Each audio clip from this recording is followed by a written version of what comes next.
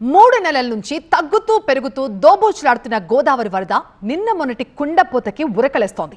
లంక గ్రామాల్లో జనం భయం నీడను బతికేస్తున్నారు. అటు ఏజెన్సీ వాసుల్లో కంటి మీద కునుకు లేకుండా పోతోంది. ఇంతకు మించి వాన పెరిగితే బతుకు దుర్భరమవుతున్నట్టు బెంబేలెత్తిపోతున్నారు తీర ప్రాంత వాసులు.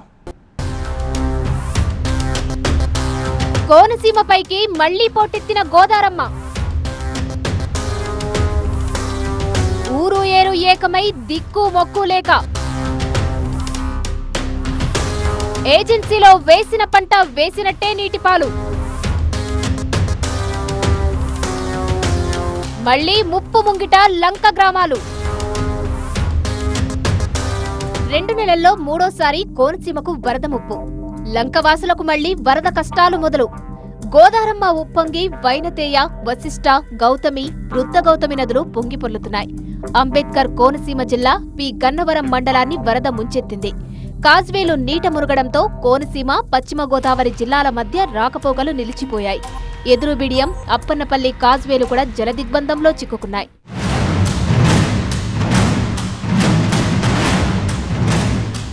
కుక్కునూరు మండలం గుండేటి వాగు దగ్గర కల్వట్టు మునిగి 15 గ్రామాలకు రాకపోకలు నిలిచిపోయాయి. ఎద్దువాగు వంతెన మునిగి 18 ఊళ్లకు దారులు మూసుకుపోయాయి. పి గన్నవరం మండలం గంటి పెదపూడి దగ్గర గోదావరి నదిపై తాత్కాలిక గట్టు తెగిపోవడంతో 3 నెలలుగా 4 గ్రామాల ప్రజలు పడవలపైనే ప్రయాణం చేస్తున్నారు.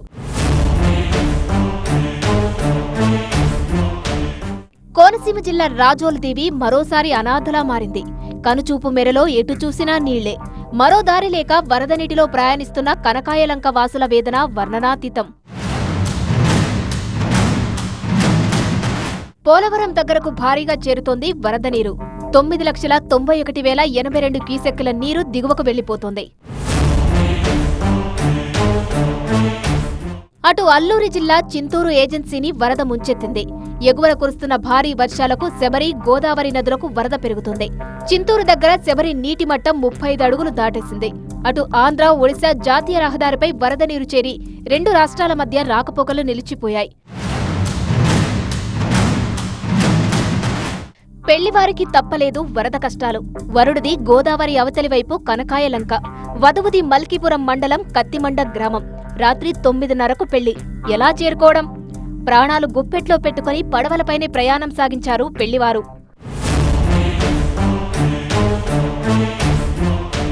చింతూరు, విఆర్పురం మండలాల మధ్య ప్రధాన రహదారిపై సోకిలేరు వాగు ముంచెత్తింది.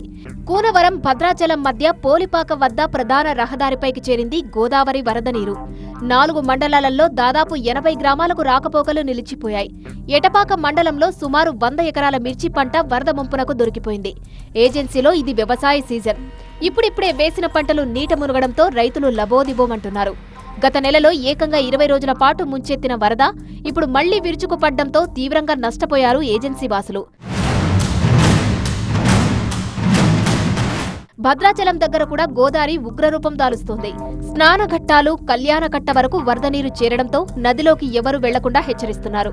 అటు భద్రాచలంలో కురిసిన భారీ వర్షానికి రామాలయం మెట్లను తాకిన వరద నీరు అన్నదాన సత్రంలోకి చేరిపోయింది.